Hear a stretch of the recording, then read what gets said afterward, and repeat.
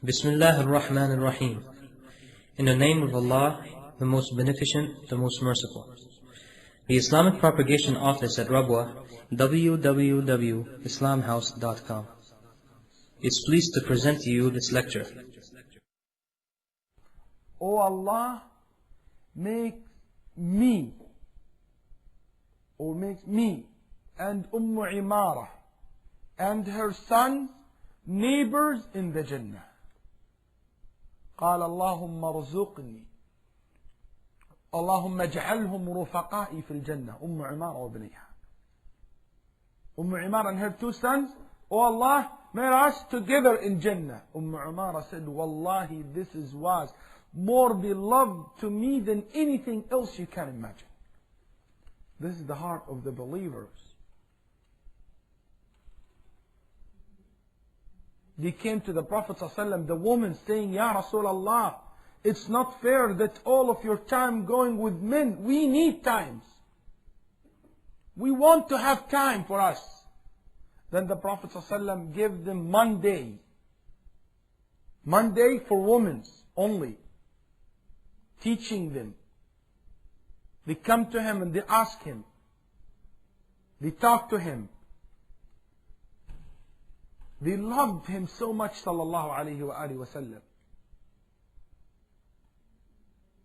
When he gave khutbah al-Eid, the second khutbah, he used to leave the minbar and he will go all the way to the woman's side. And he will give them his side, sallallahu alayhi wa sallam, his shoulder, not facing them directly. Then he will give them a speech, a special one. So he will be close to them, sallallahu alayhi wa sallam. Because still he's the Prophet for all of the Ummah. They loved him. Do you know that there is women among the Sahaba who give Bay'at al-Ridwan? You know what Bay'at al-Ridwan is? Bay'at al-Ridwan, when a group of the Muslims from Medina came to the Prophet ﷺ and they shook the Prophet ﷺ's hands. And they promised the Prophet ﷺ that they will save him, even though if this is request them to be killed in order to save Muhammad ﷺ. They have no problem with that. To sacrifice their own soul for saving Muhammad ﷺ. Do you know that among them there were more than 10 women? Among them. But the Prophet ﷺ said, I don't shake hands with women. Inni la usafihu nisa. Shake everybody's hands, but said, we don't shake hands, women's hands.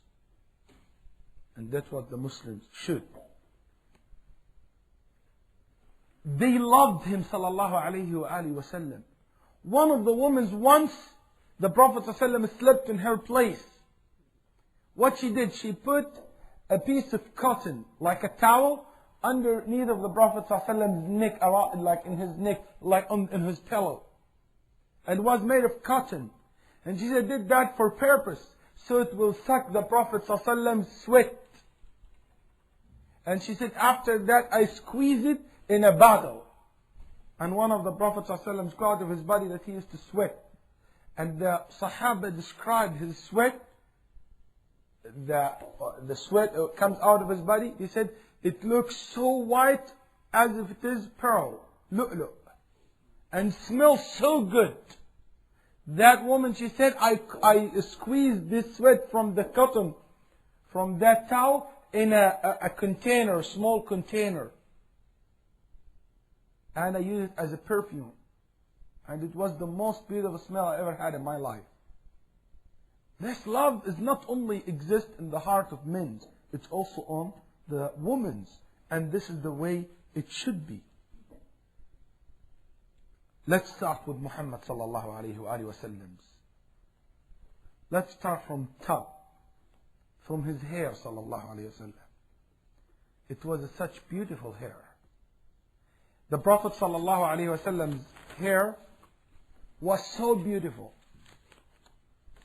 First of all, he had a dark hair.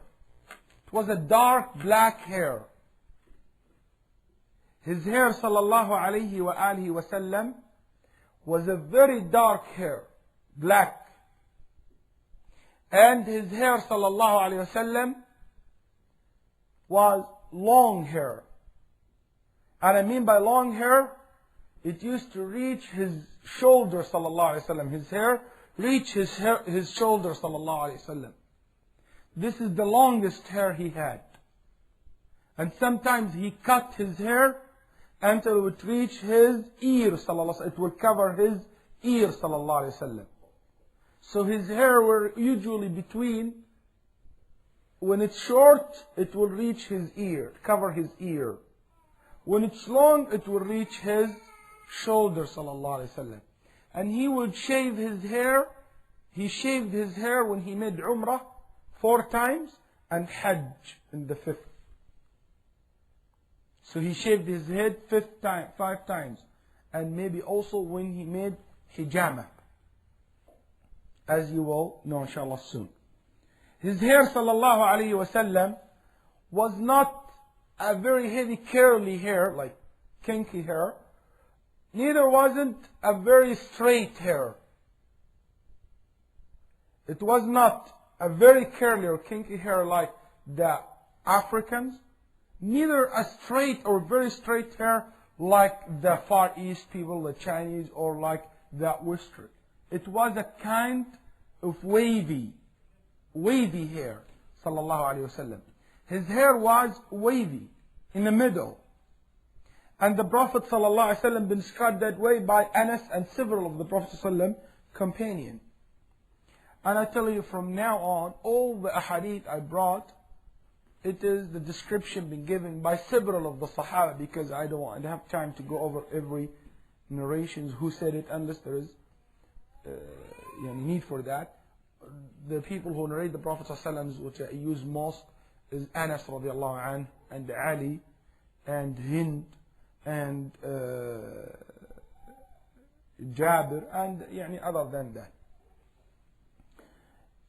كان شعر رسول الله صلى الله عليه وسلم ليس بالمتجعد كشعور الأفارقة ولا بالمسترسل كشعور الأعاجم، بل كان مسترسلا مسرحا شعره صلى الله عليه وآله وسلم، ليس بالجعد القطط ولا بالسبط. السبط يعني مسترسل جدا، والقطط أو الجعد هو المتجعد. وكان النبي صلى الله عليه وسلم شعره ما بين شحمة أذنيه إلى عاتقه، إن طال إلى عاتقه، وإن قصر يغطي أذنيه صلى الله عليه وآله وسلم. وكان رسول الله صلى الله عليه وسلم أيضا قيل أنه إلى نصف أذنيه. Anas radiallahu anhu, he said the Prophet صلى الله عليه وسلم's hair covered not his whole ear, half of his ear. So it might be only covering half of his ear, sallallahu alayhi wa alihi wasallam. And Aisha radiallahu anha said once, I used to wash with the Prophet sallallahu alayhi wa sallam together, take shower together. And the Prophet sallallahu alayhi wa sallam, his hair was not long enough to touch his shoulder, and was not short to reach his, or not short to cover his ear. It was in the middle between his ear and his shoulder, which means like in the cover almost half of his neck. So you see different ahadith shows you that because the Prophet used to cut his hair, sometimes he would leave it to so long to cover his, to reach his shoulder. Sometimes it will only cover half of his ear or to reach his ear. In Nabi sallallahu alaihi wasallam used also to